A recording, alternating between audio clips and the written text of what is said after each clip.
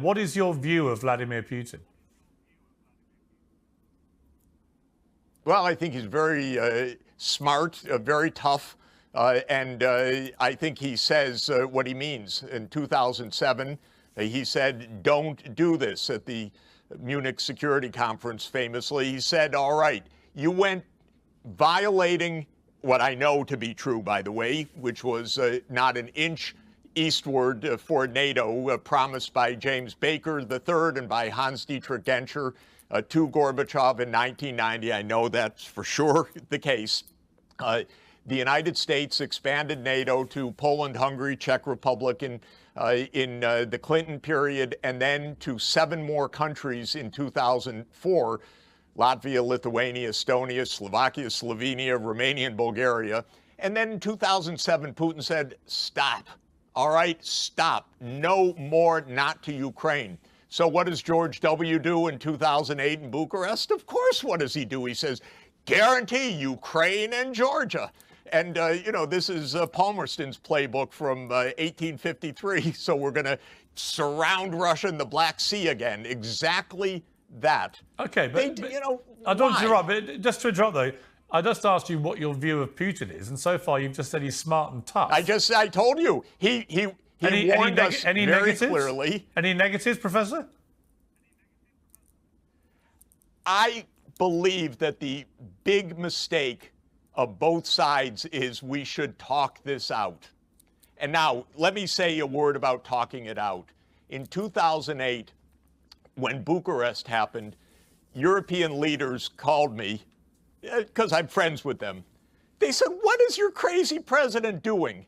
By the way, some who are in power right now, I won't name names, what is your president doing? Why is he destabilizing things? He promised he wasn't going to push Ukraine. That's what European leaders say in private. They don't say it in public. We avoided the negotiations. Then 2014 came. Sadly, Piers, I saw some of it firsthand. It was ugly. The United States should not be funding overthrows of governments. We did. I know it. Okay. So I happened to be there soon afterwards with the hand-picked government, hand-picked by Victoria Nuland. We didn't talk then. Then came the Minsk agreements. And then the United States said privately, even though the UN Security Council has backed both Minsk I and Minsk II, you don't have to do this. And so with Poroshenko, don't worry about it. Then we heard, of course, Chancellor Merkel say afterwards, yeah, we weren't taking it too seriously, even though Germany and France were the guarantors of that. Then on December 15th, 2021, Putin put it down in a draft U.S.-Russia security agreement. I read it. I called the White House. I said, you know what? You can negotiate on this basis. Avoid the war. No, there's going to be no war, Mr. Sachs. I said, just tell them that NATO is not going to enlarge. You'll avoid the war. No, we're never going to say that. We have an open door policy. So what kind of open door policy? We've had 200 years of the Monroe Doctrine, some open door policy. No, Mr. Sachs. Then the war breaks out. Then immediately Zelensky says, okay, we can be neutral. We can be neutral. And negotiations start. As you know, Naftali Bennett, informally the Prime Minister of Israel, and Turkey with its very skilled diplomacy. I actually flew to Ankara to discuss with the Turkish diplomats what was going on. The U.S.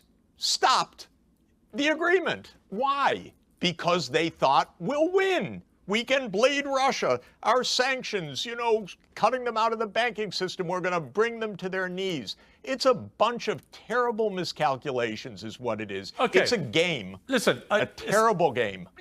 I hear you. What I'm fascinated by, though, is I've asked you to say what you think of Putin. And so far, like I say, you've only called him tough and smart. This is a guy that kills his political opponents. This is a guy who... Yeah, what's the This is a guy who rules his country like a gangster. It's like, I'm struggling to understand why you can't find any negatives for the guy. He's a dictator. Because I'm trying to find peace, and you don't do it the way that Biden does. Biden said, okay, he's a thug. Biden says he's a crazy SOB. That's real good, Joe. That's really getting us to where we want to go. That's hundreds of thousands of Ukrainians dead. Why don't we move a little bit beyond Professor, the name calling? Can you not find anything negative to say about Vladimir Putin? I don't think that what I say about Putin negative has anything to do with anything. What I'm saying is, as I know, you were ready to call him smart. You're ready to call him smart and tough. I'm like, okay, and that's, you know, you can call him smart and tough, but you can't find anything bad to say about it. I wrote a book about the Cuban Missile Crisis and its aftermath. Kennedy didn't go name-calling Khrushchev. He tried to save the world, to stop the war.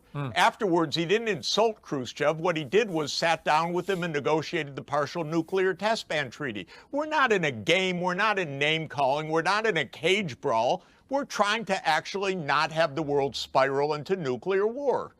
So it's not that game. The game is sit down and negotiate.